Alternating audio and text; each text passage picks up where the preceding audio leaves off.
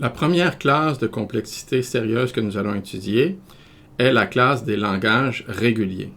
Et donc, pour étudier les langages réguliers, nous devons commencer par étudier les automates. Vous avez ici la définition formelle d'un automate. Évidemment, nous allons voir des exemples pour illustrer cette définition. Un automate, c'est un tuple, c'est un quintuplet. Pour définir un automate, on a besoin d'avoir un ensemble d'états, un alphabet sur lequel l'automate travaille, une fonction de transition, un état initial et un ensemble d'états acceptants ou états finaux. Voyons un exemple. L'automate va être défini avec le tuple suivant. Donc, premièrement, on va avoir 4 états. L'état I, A, B et AB, qui sont les états de l'automate. Notre automate va travailler sur un alphabet petit a, petit b. L'état initial est I et l'état acceptant, l'état final est AB. L'état acceptant est AB. Il y a seulement un état acceptant. Et voici maintenant la table de transition de l'automate. Donc, l'automate qui fonctionne sur un alphabet AB est donné par une table de transition. La façon dont un automate fonctionne, c'est qu'un automate va lire un mot de gauche à droite et, dépendamment du caractère que l'automate va lire, l'automate va décider, va aller dans un état ou dans un autre. Donc, ici, on lit le mot de gauche à droite, on a l'état initial I. I est l'état initial. Ensuite de ça, si on lit un A, on va dans l'état A, mais si on lit un B, on va dans l'état grand B. Lorsqu'on est dans l'état grand B, on peut lire des A ou des B et on reste dans cet état-là. Par contre, quand on est dans l'état grand A, si on lit un A, on reste dans cet état-là, mais si on lit un B, on va dans l'état AB. Dans l'état AB, si on lit un A, on retourne vers l'état A, et si on voit un B, on reste dans l'état AB. En fait, c'est un automate ici qui va reconnaître le langage des mots qui commencent par un A et qui se terminent par un B. Donc, l'ensemble de tous les mots sur l'alphabet AB qui commencent par un A et qui se terminent par un B. Si le mot commence par un B, le premier caractère qu'on va lire à partir de l'état initial va être un B, et ensuite, tous les caractères qu'on va lire vont faire qu'on va rester dans l'état B qui n'est pas un état acceptant. Par contre, si le mot commence par un A, on peut lire un certain nombre de A ici, et si on lit un B, on va dans l'état AB, qui est l'état acceptant. Pourquoi? Parce que, bon, évidemment, on a commencé par lire un A, et on a lu un certain nombre de A, et là, on vient de lire un B. Si on lit un A, le dernier caractère qu'on a lu est un A, donc on ne doit pas être dans un état acceptant, on retourne dans A, et si on lit un B, on revient dans AB. Si on lit des B, on reste dans l'état AB. En fait, le langage qui est accepté par cet automate, c'est l'ensemble des mots qui commencent par A et finissent par B.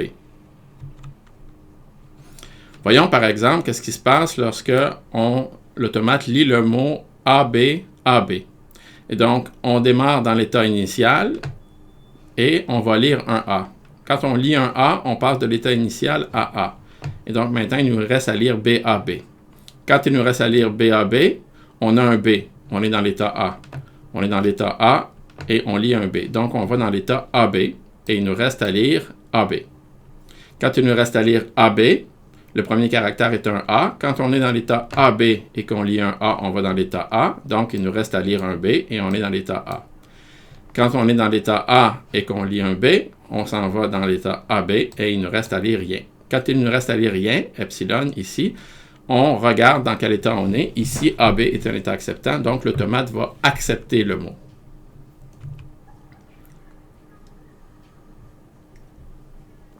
Autre exemple, ici, si on a le mot AAB,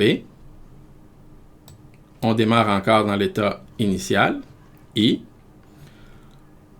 On lit un premier A, on va dans l'état AB, et on va dans l'état A et il nous reste AB à lire. On lit un deuxième A, il nous reste un B à lire, mais on est rendu encore dans l'état A. Et finalement, on lit un B. De l'état A, on va à l'état AB. Il ne reste rien à lire, on est dans l'état AB. Encore une fois, on accepte. Donc, on accepte le mot AAB. Par contre, si le mot est BA, Alors, on est dans l'état initial, on commence par lire un B, on va dans l'état grand B ici. Dans l'état grand B, si on lit le A qui reste, on reste dans l'état grand B. Et donc, on va finir de lire le mot. Hein? On a fini de lire le mot, il ne reste plus aucun caractère, mais on n'est pas dans un état acceptant, donc on va rejeter le mot.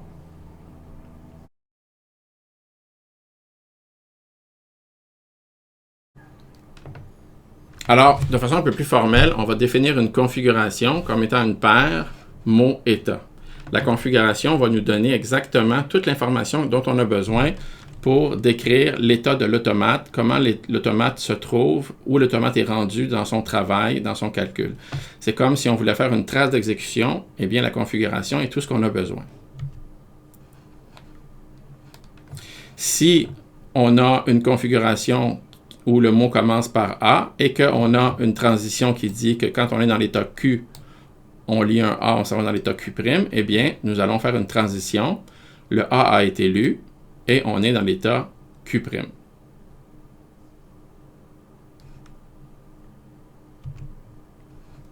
Finalement, on va noter avec un N lorsque on fait N transition.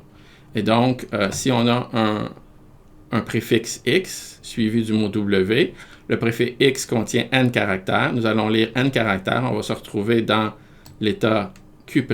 Après, il nous reste seulement W. Si on a fait N transition et qu'on se retrouve dans l'état QW. On va noter avec une étoile lorsque le nombre de transitions n'est pas déterminé. Lorsqu'on désire ignorer le nombre de transitions, donc on peut écrire que le mot XW dans l'état Q se rend éventuellement au mot W dans l'état Q'. Finalement, le plus important ici, c'est que le mot va être accepté si à partir de W et de l'état initial, ici qui s'appelle Q0, on peut éventuellement se rendre au mot vide dans un état Q qui est un état final, un état acceptant.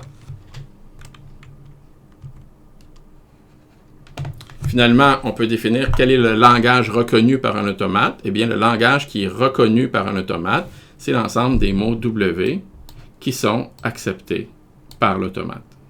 Et donc, on peut définir un langage qui est reconnu par un automate. Finalement, un langage KR régulier, tout simplement, on va dire qu'un langage fait partie de la classe des réguliers s'il existe un automate qui reconnaît ce langage-là. On va dénoter la classe des langages réguliers par reg, ici, et c'est la première classe de complexité intéressante qu'on étudie, les langages réguliers.